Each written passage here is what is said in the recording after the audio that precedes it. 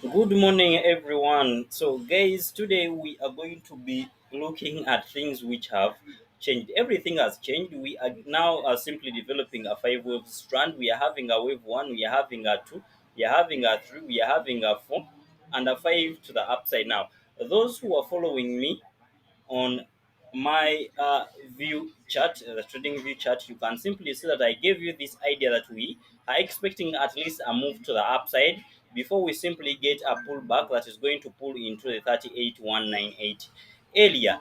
Now, this plan is really playing out so nicely. It's really playing out so nicely. Yesterday, I thought that we are going to get a dip to the downside right from this zone because we had a lot of news spreading out. It was all about the Russia-Ukraine war, but that one never came to pass because always technicals are more stronger at times than news. So we are seeing market continuing to the upside now. The only way we can still see a market taking out these lows unless that war happens. But I'm simply expecting less of that war happening. So simply what I'm expecting, it will be a pullback to the downside right into this zone. And why am I looking at a pullback right into this 38,000 zone? The reason as to why I'm looking for that pullback is so simple.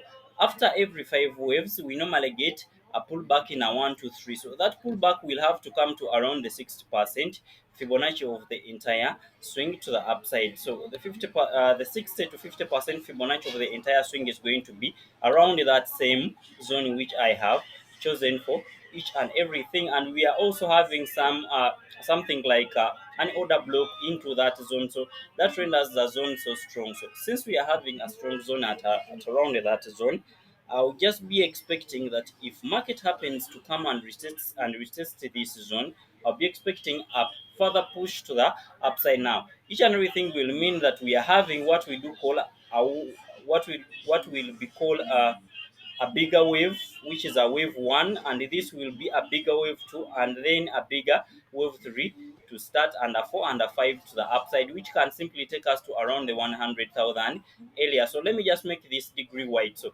this bigger wave one, remember wave one always consists of five waves. So these are the five waves forming the wave one. Now this will be a bigger wave two, and will start now a bigger wave three. And I want you to always remember that the wave three is always the biggest wave, which is almost with almost capacity of taking us to around the 70,000 area, and maybe a pullback over wave 4 and then a continuation over wave 5, which will simply shoot into the 100,000 area. So that's what I'm looking at. That's what I'm looking at.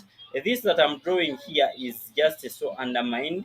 This has capacity of taking us to the upside like that. So undermined, we have capacity of doing something like this to the upside. So this is what I'm looking at as per now. So unless news will come while we are pulling back and everything just dips, but right now potential is likely to the upside after testing this low here. So what are we having on a bigger structure? What we are having on a bigger structure is going to be so simple. Let me show you something. Let me remove each and everything, and I show you what we are really now developing on a daily. So on a daily, we are having a structure like this. Remember, guys, we have been thinking that maybe we are going to get a pullback that is going to take out the lows, but that pullback is not going to come after market has confirmed a five wave move. So what we are having is simply what we do call a running flat. So this running flat breaks the top but doesn't break the bottom. The running flat breaks the top but doesn't break the bottom, simply like this. So that is the corrective structure of our wave 4 that we are having. By the way, everything is still moving in a wave structure. Let me just go to the weekly and I show you the entire thing so that you understand why am I looking at each and everything like this. So we had this kind of arrangement here with this as a wave 1, with this as a 2, this being a 3, and this being a 4, expecting a 5 to the upside. So this is the expectation of a bigger structure. That's why we are looking at each and everything like this. With this wave 5 having a potential of maybe pushing to around the 100,000 area and beyond. It will depend on the power of bulls. So that's how we are looking at each and everything. So back to the daily, back to the daily. Now to the daily, why did the BTC stopped around here and started a move to the upside? Those who followed my first video, I explained as to why BTC has a potential of respecting this increase in price, and the explanation that I gave that day was from the pitchfork narrative, where I told you guys that once I grind my pitchfork from the beginning of the correction back to the end of this move and back to the end of this B wave, you can simply see that this pitchfork, let me change the color of this pitchfork so that it can be identifiable. So it's a blue pitchfork right now.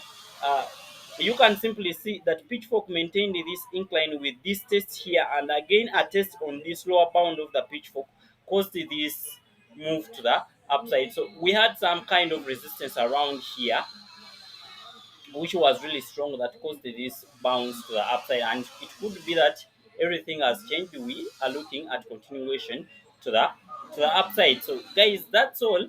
See you traders. Bye bye.